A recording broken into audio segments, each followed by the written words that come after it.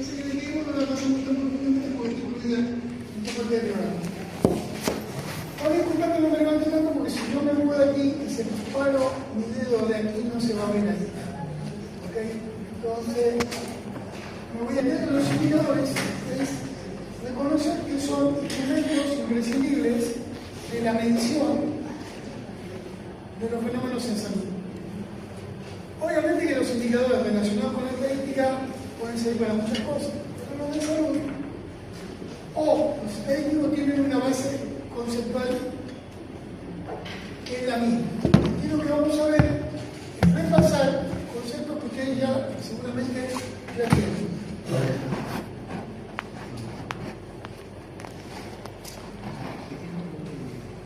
Recordándole que los componentes que se trasladan a esta área del conocimiento son,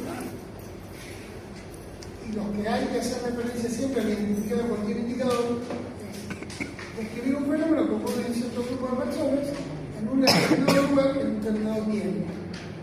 Esto lo recalco porque cuando ustedes escriban el título o lean el título de cualquier indicador, el título debe incluir el componente de qué se trata, a quién afecta, dónde y en qué momento se midió. Saben también que dentro del ámbito ambiental de la epidemiología, la primera parte clave para todo es saber describir el evento. Seguidamente a eso viene la parte analítica. En la parte analítica es donde se hacen manifiesto que estos instrumentos llamados indicadores no permitan establecer una relación entre una o más variables. Vamos a ir de elementos muy sencillos como elementos muy complejos.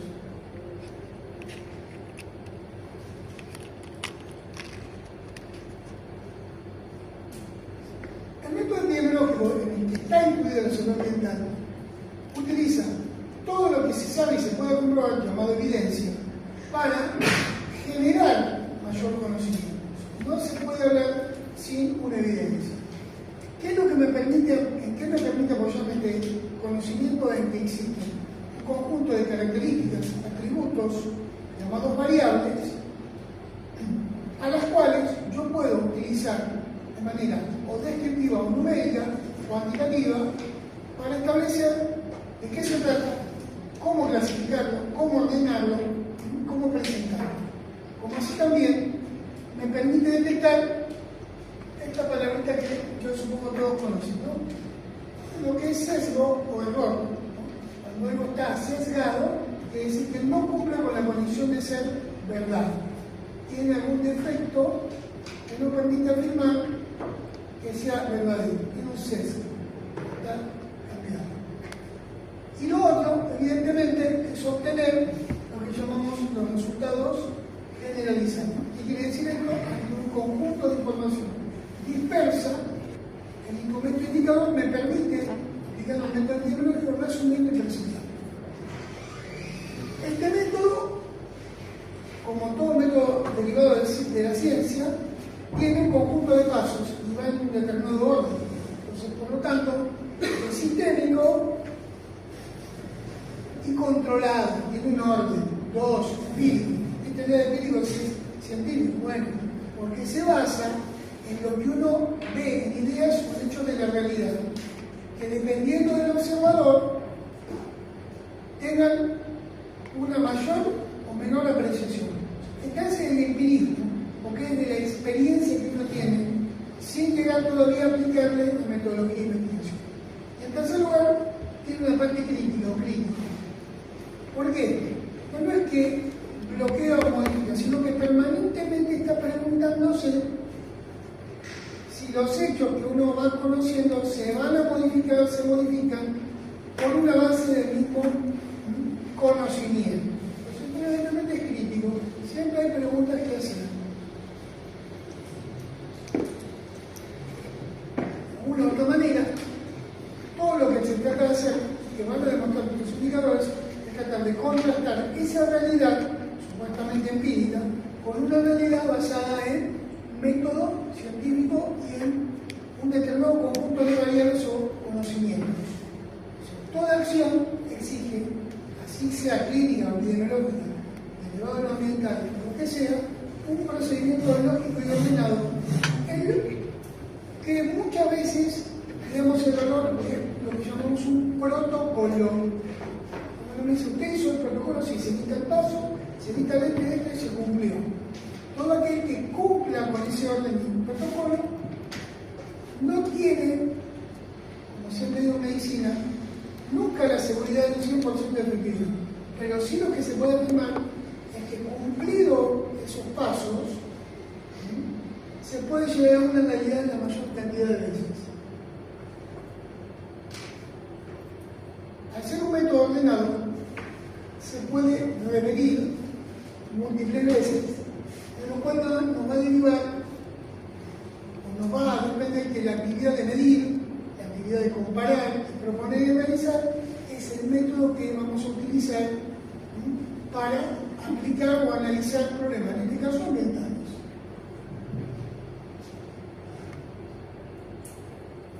Obviamente que no vivimos sin cifras, no vivimos sin palabras, sin descripciones. Los indicadores lo que nos permiten es trasladar la función de la variable suelta a orden que exige el método. En segundo lugar, observar, sobre qué clínico ustedes hacen anamnesis, revisión médica. Observamos, medimos, comparamos y proponemos. El proponer es la acción en respuesta a lo que ya se sabe y en respuesta a un control. Esto es repetitivo, sistemático, protocolizado. Orden y disciplina. Es lo que debe todo el mundo aprender, sobre todo, no decir la exigencia no, sino que cumplir con el deber. Esta parte de la medicina, de la carrera médica que están viviendo, es la parte final del ciclo básico. Por lo tanto, todo lo que es metodológico, la base del análisis médico, está en los 3 primeros años. Si ustedes se fijan, lo que queda del programa posteriormente son puras especialidades, ¿no es cierto? Así que aplican todos los conocimientos básicos de manera particular a cada especialidad.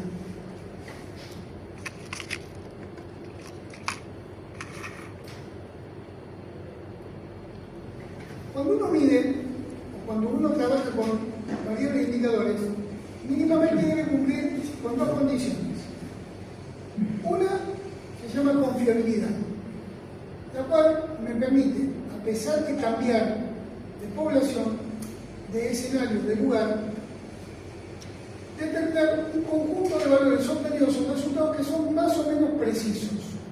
Son diferentes de evaluación o de observación a observación, pero guardan con ella una precisión. Por otra parte, complementariamente a esta confiabilidad, viene la validez. La validez tiene que ver con medir realmente lo que uno quiere medir. La asociación de medir lo que uno quiere medir, más un tipo de resultados que obtiene, a pesar de que cambie de escenario y poblaciones, más o menos con la misma precisión, habla de confiabilidad. Con esas 2 características, uno puede asumir que una variable o un indicador puede ser útil. Como hemos mencionado, se compara la precisión y la variabilidad de la información. Cuando uno aplica valores o análisis a través de indicadores, debe garantizar que la información obtenida previamente se haya obtenido con la menor participación en términos de elección o comodidad del observador y de lo que ve. Eso requiere que muchas evaluaciones, por ejemplo el muestreo, se obtengan al azar, o sea, partiendo de la base que todo el mundo tiene la misma probabilidad de tener o no, o participar o no, de un muestreo, el azar hace que algunos entren y otros no, pero no te dice que vas a entrar, te dice que vos tenés una probabilidad. Por otra parte, me permite explicar dónde están los errores o dónde podría estar la menor probabilidad de las cosas, y finalmente identificar, una vez que uno describe un evento con respecto a la causalidad, detectar un conjunto de variables que pueden alterar la relación causa-efecto. Eso lo llama factor de confusión. Por ejemplo, si estoy seleccionando sujetos que padecen una enfermedad para compararlos con un grupo de controles que no la padecen, la información del diagnóstico obviamente se obtendrá de fuentes primarias que son la historia clínica y o los pacientes.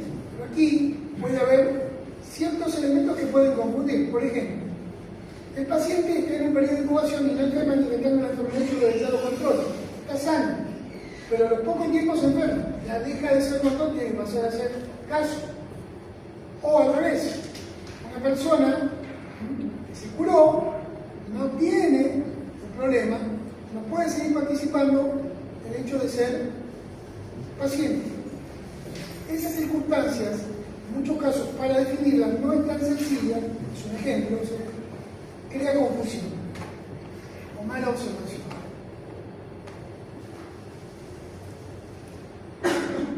Medir. La gran pregunta, ¿qué medimos? ¿Para qué medimos? Tanto sea, evaluando desde la naturaleza de las variables como de los indicadores, no es otra cosa que asignarle un valor. Ese valor, como hemos aprendido, por lo general va a tener un número y va a tener una variación basada en la variabilidad biológica o en la característica del evento que estemos midiendo. Como así también el análisis a partir de esa información me permite comparar o establecer el mecanismo por el cual sucede. Finalmente, si yo sé que existe, sé cómo se va a presentar o se podría presentar, tener la posibilidad de accionar contra ese mismo, tener herramientas de control o de acción para intentar modificar esa realidad. En este caso serían dos saludables. Variables ya hemos dicho, propiedad, atributos, características que pueden ser definidos. Información, mensaje, lo que ustedes quieran. Estos atributos, por lo general, que son la base de los indicadores, tienen dos puntos de forma de ver. Por naturaleza, que es la clasificación más destacada, tiene que ver con cantidades numéricas o cualidades, palabras que pueden definir o describir un evento, una persona o la unidad de análisis que ustedes quieran convenientes. Si se trata de una unidad cualitativa, este atributo puede recibir, además de ser cualitativo, la clasificación de ser nominal. O sea, lo nombro, está allí, de acuerdo a la cantidad de posibilidades, de categorías que pueda asumir esa variable cualitativa nominal, la cantidad que recibirá. Entonces podrá haber variables dicotómicas, solo tienen dos, politómicas que tienen tres o más. Ejemplos: domicilio, el lugar donde reside, ¿dónde vive? Vivo en zona norte. El otro dice vivo en zona sur. Es una variable cualitativa nominal. Ahora, ¿hay alguna diferencia si empiezo por el norte, voy por el sur, empiezo por el oeste? Ninguna. Lo que quiere decir que la naturaleza de esa variable no es modificada por el orden que estén mencionados sus categorías. Existe otra opción que es la cualitativa ordinal. Aquí no tengo otra alternativa que respetar la jerarquía o el gradiente. Por ejemplo, yo clasifico la gravedad de un cuadro clínico por leve, moderado y severo. Yo no puedo desordenar. Hay grados leves, que es una condición, moderados, severos. No hay otra. O si pregunto el nivel académico o educativo que tendríamos cualquiera de nosotros. Bueno, necesito que me digas cuál es el completo, que tiene completo. Tengo hasta secundaria. ¿Por qué? Porque estudio en la facultad de tal carrera. Todavía no completo, no. Estoy en nivel superior y completo, pero completo hice el nivel medio. Hay un orden. Se tiene que respetar. En el caso de lo cualitativo, cantidades, dependiendo de cómo,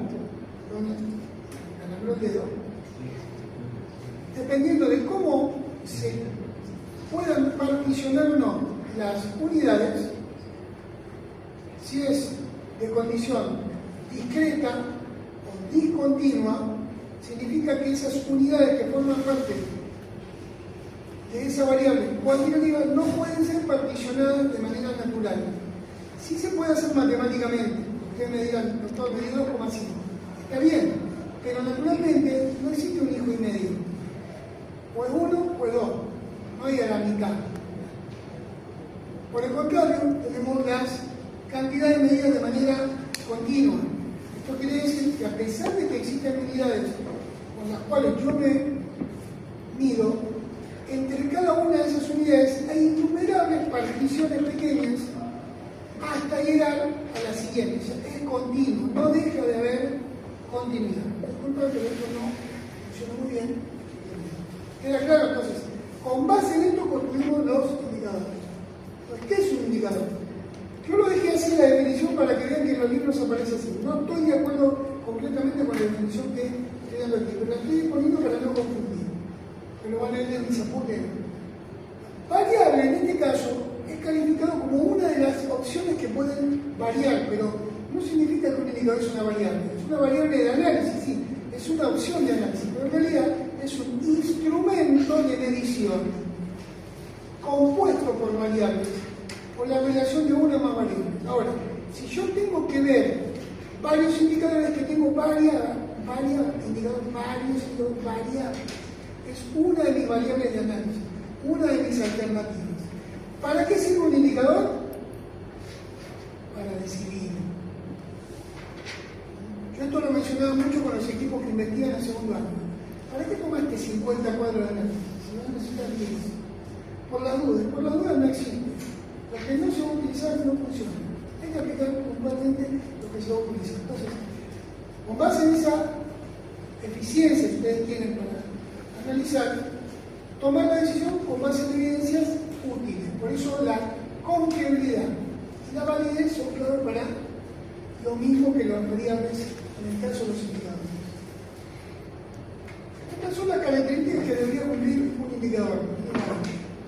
Disponibilidad, lógicamente, información que esté al alcance de la mano y que además sus resultados puedan ser compartidos. 2. Simplicidad. La simplicidad es un concepto cualitativo bastante relativo, que es simple para ustedes, que es para mí.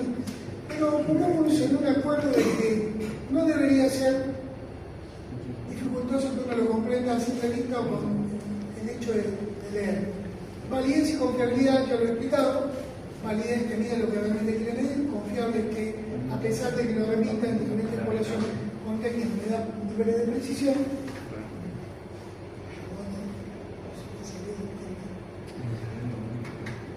Sensibilidad, que también lo vamos a ver como un término útil si utilizamos el análisis de pruebas diagnósticas en epidemiología, o valor o propiedad que tiene un sistema de vigilancia. Sensibilidad es tener la capacidad de detectar o registrar lo que uno está buscando. Eso es sensible. Muy sensible lo puede ver. Poco sensible, después.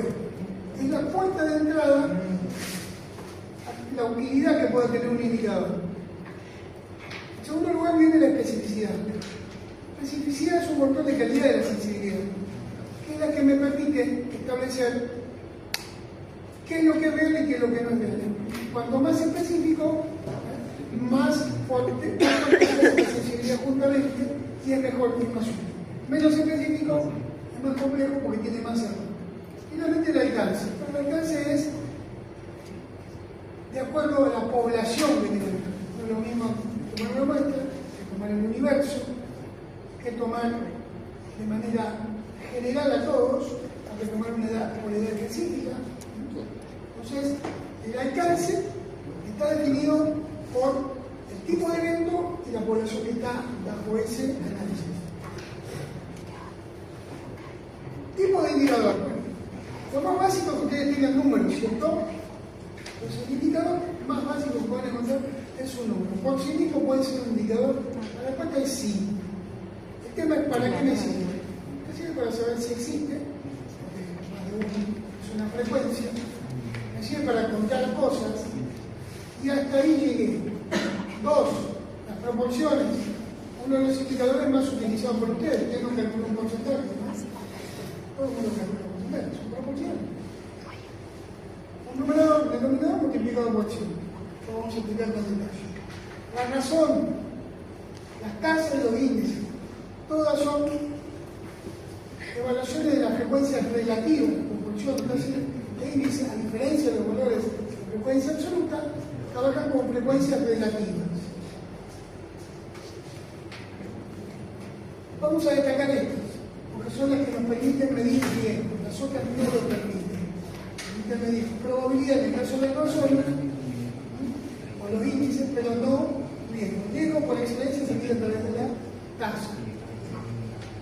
Los números absolutos, ya hemos dicho, es cuantificación, dimensionado, pero no permiten medir riesgo. O sea, yo tengo, por ejemplo, 10 casos de COVID y 1000 casos de COVID en determinado lugar.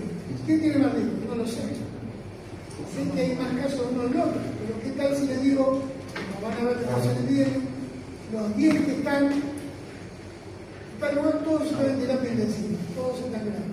Y los 1000 que están en el otro lado, están todos en la casa tranquilos recibiendo tratamiento ambulatorio.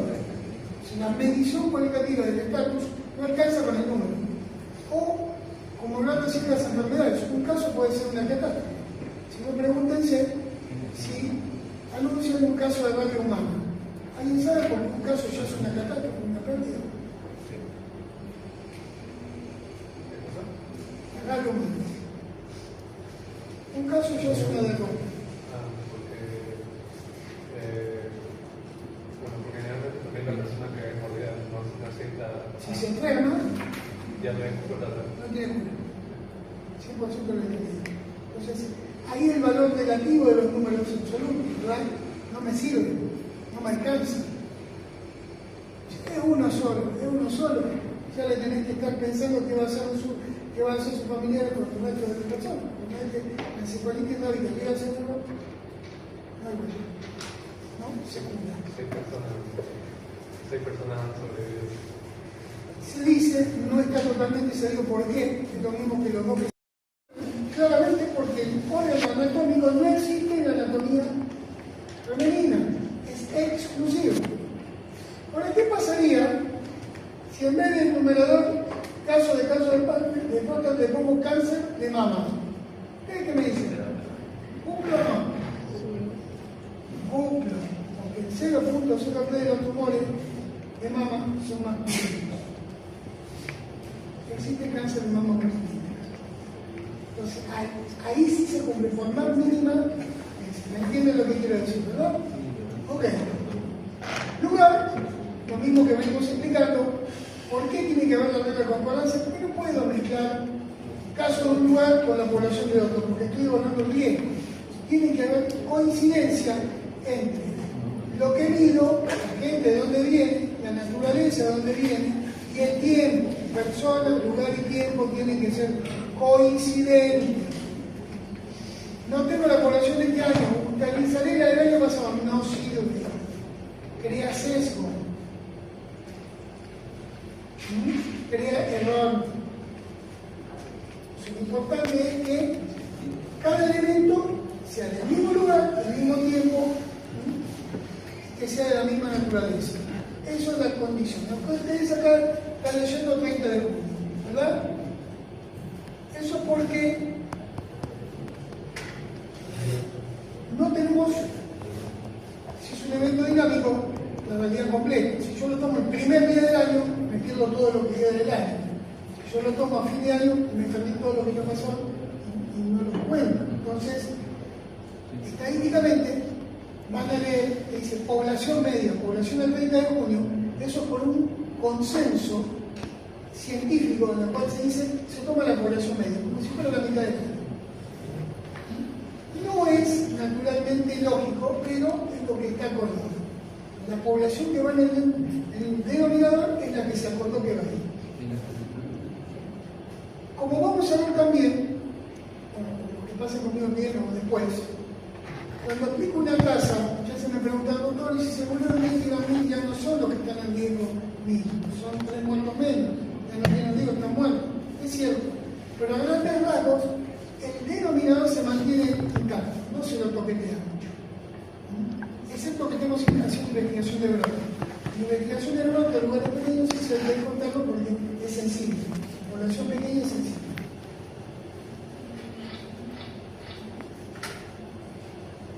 Al medir riesgo, mide lo que puede ocurrir de no ocurrir a ocurrir. Todo lo que vaya de no ocurrir a ocurrir va a estar en un rango de 0 a 1. 0 no ocurre, 1 ocurre. Todo lo que esté por arriba de 1 ocurre más veces que 1. Entonces, todos los valores que están entre 0 y 1 son una probabilidad que ocurra. Cuanto más se acerquen al 1, más probable. Si lo superan, ocurre, pero con un número mayor de probabilidad que ocurra. Cuando está entre 0 y 1 y se acerca a 0, menos probable. Eso lo vamos a poder apreciar cuando analicemos los indicadores de asociación y de probabilidad. Aquí les pongo un ejemplo. Bueno, sé que está con cifras, pero para no entorpecer, tasa de mortalidad general en el año 95, en el año 55. Me falta el lugar, es cierto, pero lo voy a dar como ejemplo simplemente para que se den cuenta. Fíjense, cuando hemos dicho, en el numerador va el número de eventos que ocurren. Si miro la tasa de mortalidad que va arriba, los fallecidos, ¿cierto? Muertos o fallecidos. En la parte de abajo, todos los individuos que podían morir en ese periodo de tiempo que estoy midiendo y el lugar que estoy midiendo. Todos los que podían morir. Eran 7.095.000, pero en el periodo que medí se murieron todos estos. Si solamente dividiera, fíjense cuánto me da. 0,0129. Nadie se va a acordar. Eso mucho tiempo, para nada. Entonces, le aplico la multiplicación por el coeficiente de multiplicación 1000. No tienen calculadora, no se preocupen. Porque corren simplemente la coma de acuerdo al número de ceros que ven en el multiplicador. ¿Cuánto? El número de sujetos que padecen o tienen problemas sobre un conjunto de personas que viven en determinado lugar, en determinado tiempo, persona, lugar y tiempo, y que están... Ok, ¿se ve? Ok, entonces, numerador, número de eventos que estoy describiendo en un lugar determinado en determinado tiempo, persona, lugar y tiempo. 2, denominador, conjunto de individuos que están expuestos a ese riesgo en un lugar determinado en determinado tiempo, multiplicado por un coeficiente de multiplicación que, de acuerdo al tipo y de acuerdo que exista en la ciencia o matemática, se optará por uno de 100, 1000, 10.000 o lo que sea. Como vamos a ver las tasas, va a haber dos tipos, entonces se acuerdan que hay dos tipos, ¿verdad? ¿Sí o no? ¿Qué tipo de tasas hay? No, esas son subtipos. En general, ¿qué tipo de tasas hay? Brutas o específicas. Las brutas o generales incorporan a toda la población. La específica se construye con una determinada condición que la hace específica. Entonces, esa es la diferencia. Que me mencionaba por ahí su compañera, la es de acuerdo al evento. La clasificación de acuerdo a lo que esté midiendo por evento. ¿No? Pero en este caso, ahora, ¿por qué utilizo ese múltiplo de 10? Bueno, con un consenso. En general, cuando trabajo para mis datos, para mí, no voy a comparar mucho con otros, etc. Es molesto o es difícil recordar números que den 0,0002, 0,00. Lo que trata de hacer el multiplicador es llevar ese valor a un número mayor a 1, mayor que 100, de manera tal que lo recordemos. Entonces, si está 0,000 por 100, digo, lo multiplico por 10.000, me va a dar 1 cada 1000. Entonces es mucho más fácil recordar. Excepto que se traten de las tasas brutas. Las tasas brutas, por lo general, hay factor de multiplicación es 1000. No hay otro, es 1000. Ustedes me dirán, pero en China, doctor, son 1.100 millones, los indios son 1.300. Me va a decir como bueno, pero la mayoría va a cumplir con el valor de 1000 y se hace sobre 1000, para que todo el mundo lo lea de la misma manera. Cuando uno llega a un consenso, hay cosas que no se pueden modificar. Ahora, si hablo de mí en forma particular y el ajustar ese valor para que me dé mayor a 1 es aceptable porque el análisis lo voy a hacer para mí, para trabajar conmigo o en mi ambiente, ¿me entiendes? Lo otro lo hago para acordar cómo se hace. Para construir una casa se requieren de 3 requisitos fundamentales. En realidad, un requisito fundamental que deriva de 3 características,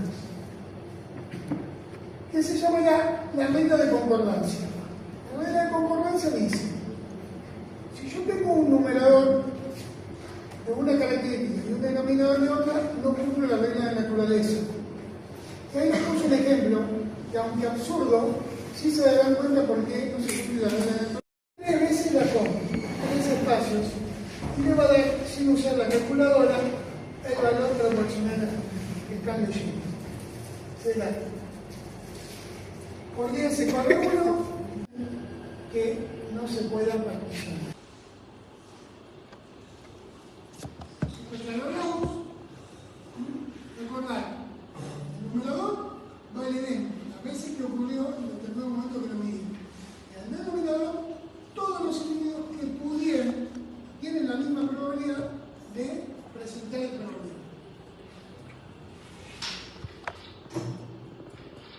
Fíjense que acá se hace preciso, o estos números absolutos. Se transforma en tasa de mortalidad según sexo. H, hombres, M, mujeres. Tienen la parte superior, el numerador, sería el número de muertos, ¿verdad? Hombres y mujeres.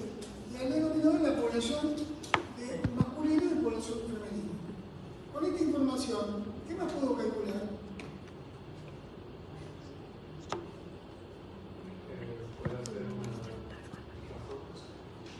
No. Después lo vemos. Tenemos acá, esto que vemos. En otra tasa se puede calcular.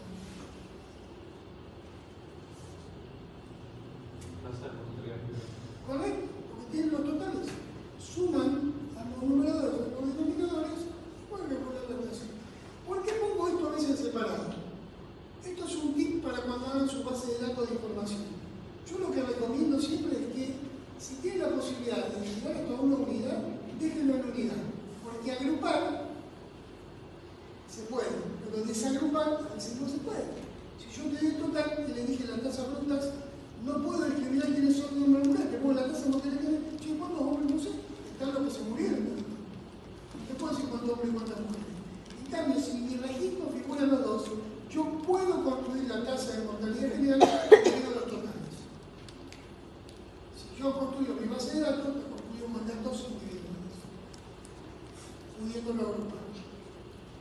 Sería muy difícil hacer la prueba porque tenía que definir uno por uno de vuelta cada una de mis datos. En este caso, los que presentaron mayor riesgo de morir después del censo fueron los varones. 6 varones por cada 1000 hombres. En el año 98 por 5 mujeres sobre 1000 mujeres.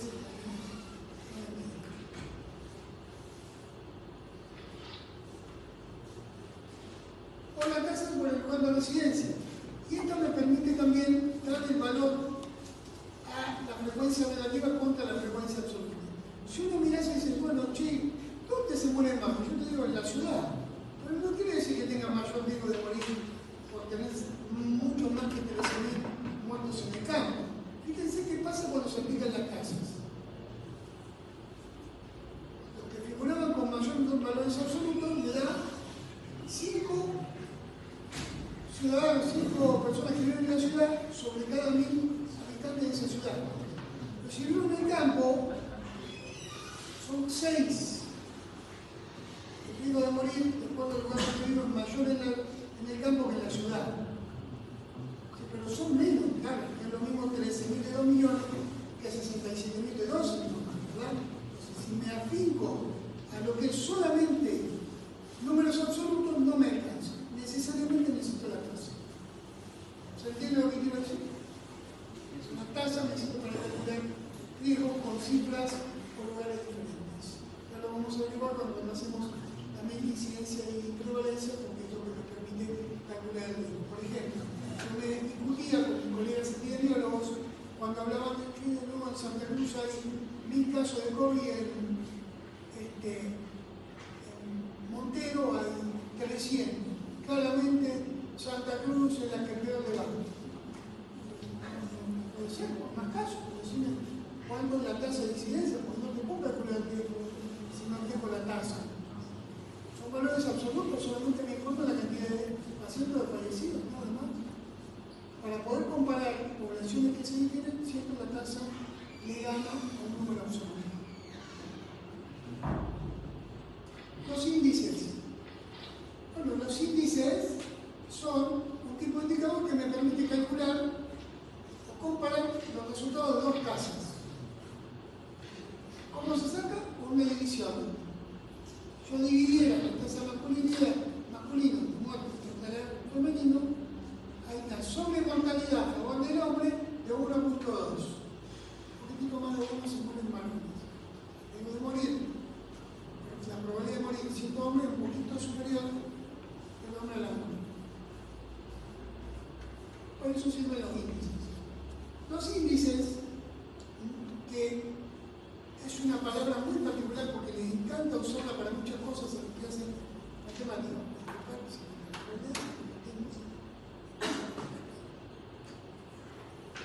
Los índices, a pesar de no ser un índice, de ser elegido como un índice, el riesgo negativo compara tasas, ¿o no? Vamos a entender entonces, ¿qué expresan los índices? Magnitud o exceso de riesgo, porque se basa en riesgos previos de tasas. La comparación de riesgos me permite decir quién es el que tiene mayor riesgo o qué factor genera más probabilidad de que algo suceda contra otro factor, o la ausencia de ese factor. El problema de los índices es que no tienen unidades, sino que tienen más veces o menos veces de que algo puede ocurrir. Supongamos que comparamos la exposición a trabajar en minas, trabajar sin protección de la cara y absorber las partículas que salen de picar piedra, lo que sea.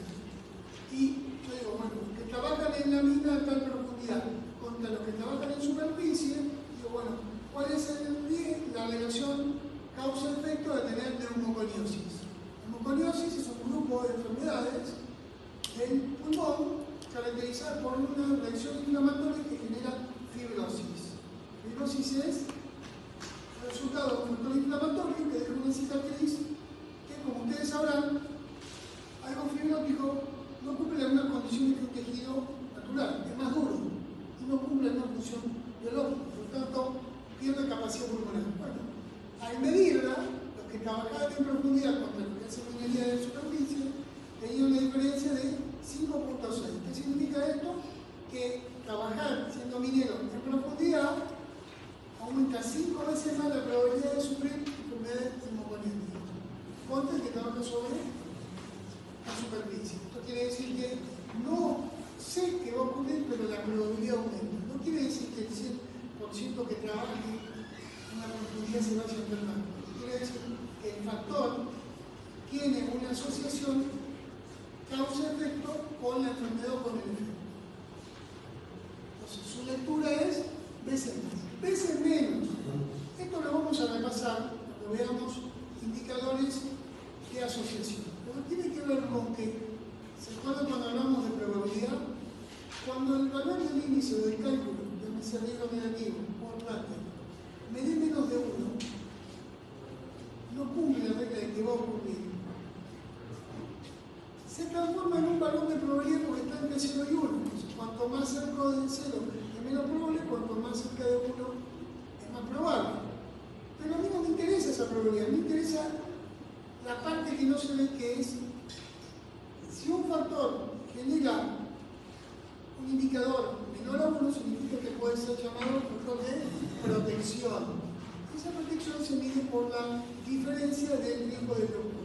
Yo lo voy a explicar para resultar lejos, pero quédense claramente con que los índices son comparación de tasas a través de cocientes y que miden las veces más o veces menos que algo ocurre.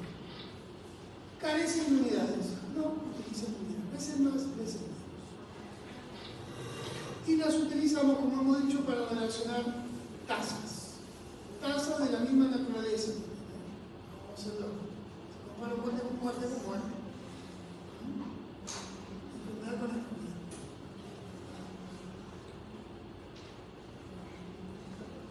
Las razones. Bueno, son indicadores poco utilizados porque la razón, otro término también muy manoseado, de índice o promedio, en el caso de los descriptores básicos, son poco utilizables porque esto no requiere que cumplamos con la regla de concordancia de naturaleza.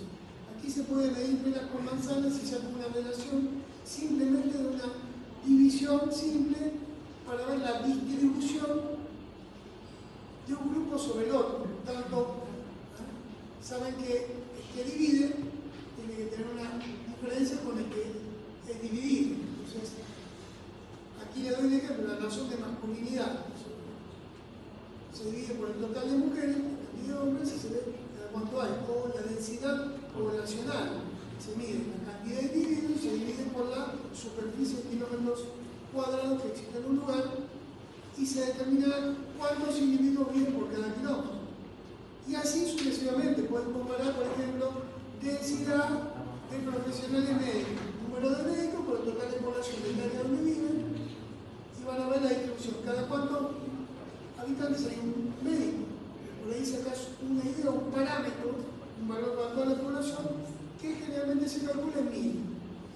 Un médico cada 1000 habitantes debería haber para manejar un nivel de salud, por lo que dicen las evidencias, aceptable. Cuando esto es mucho menos, no llega, puede haber una carencia o suponer un escenario de problema. Y así sucesivamente, puede haber varios escenarios. La razón es simplemente una división entre un numerador y un denominador. Es lo que la regla de concordancia.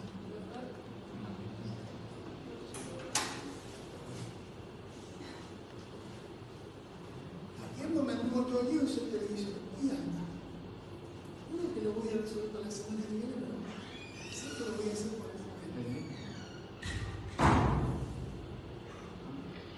Las proporciones, como les mencionaba, es la utilización de un valor, de un numerador que esté incluido en el denominador. O sea, es medir qué parte de ese todo a través de un cociente multiplicado por 100, ¿cierto? No sería porcentaje. Si en el símbolo que vende porcentaje apareciera un 0 extra a la derecha, quiere decir que es por miles. Se puede hacer, se puede representar. Pero por lo general, este símbolo es por ciento. Por lo general es por ciento. Si yo les muestro estas proporciones, ¿las puedo comparar?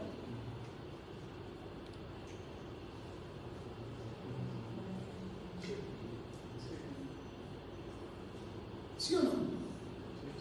Sí. ¿Por qué? ¿Por qué están tan seguros que son comparables? Porque todos son tienen una relación. Pero por lo que ven, hay una razón que me dice sin tener texto, sin tener nada, que la puedo comparar. Porque todas derivan de la misma población. ¿Por qué todas derivan de la misma población?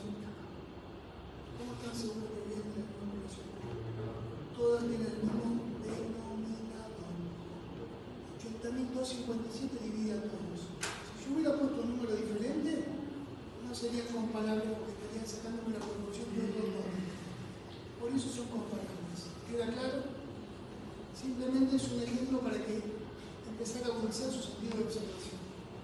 Cuando vean datos que no tienen mucho texto y le dicen acá están los resultados, verifiquen si van a comparar o van a ver las proporciones que vengan todas del mismo denominador total. ¿Queda claro?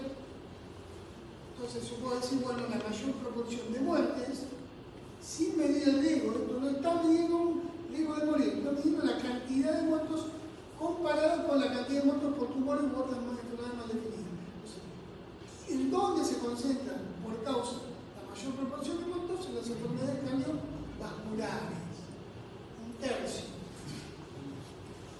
Eso es lo único que me deja hacer en la proporción. Por eso forma parte del elemento descriptivo básico. Cuando una serie de datos supera el N30, es recomendable, además de poner la tablita con los números absolutos, poner una columna mínimo de porcentaje. ¿Por qué N mayor a 30? Porque a veces tengo millones. Entonces no me voy a acordar del número absoluto, pero si aplico la regla de proporcionalidad, ya se transforma en un número de 1 a 100. Es más fácil de acordar. Tengo 1.200.000 muertos.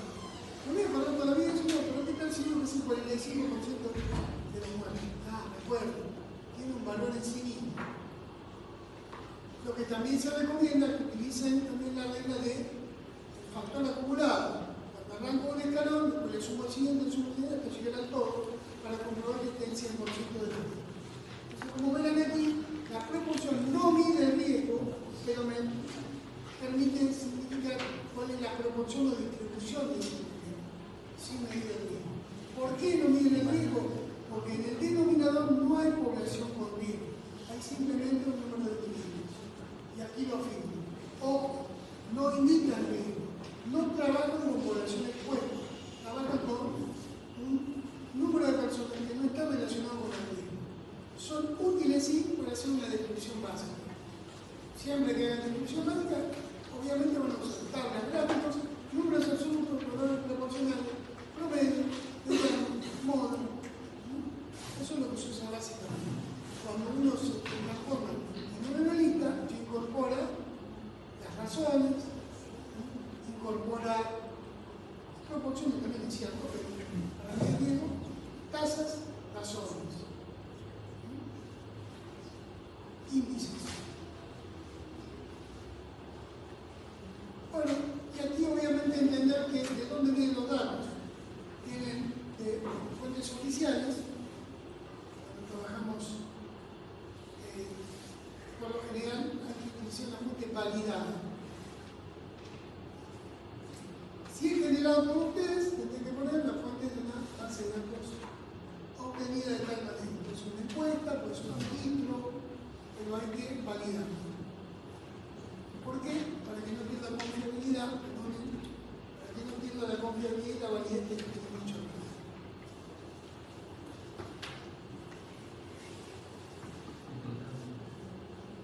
¿Para qué se aplican? Bueno, política sanitaria, ambiental, socioeconómica, etc. Tienen muchísimas prestaciones. Y aquí lo que destacó un compañero, hechos vitales, no se ve en el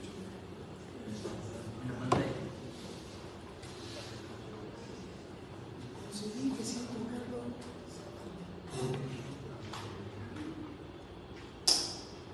ok, fuentes en relación a la sanidad, vamos a poner también derechos ambientales, etc. Prestaciones de salud, estado de nivel sanitario, un indicador que hemos expuesto y es en forma general. Después le vamos a dar ciertas particularidades. Aquí en la semana que viene lo vamos a empezar a clasificar. Repito, esta clase también sirve para los que estén cursando epidemia o los que vayan a cursar epidemia conmigo. ¿De acuerdo?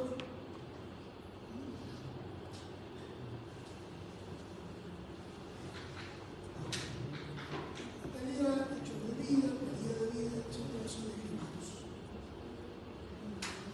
Preguntas, dudas. La semana que viene ya vamos a empezar a clasificarlo o relacionarlo con tipo de estudio también. Para que más o menos el viernes 27 o el viernes 9 de abril, 27 de marzo, 9 de abril, tengamos nuestra primera evaluación. 27 de marzo o 9 de abril, dependiendo cómo vaya. Todas las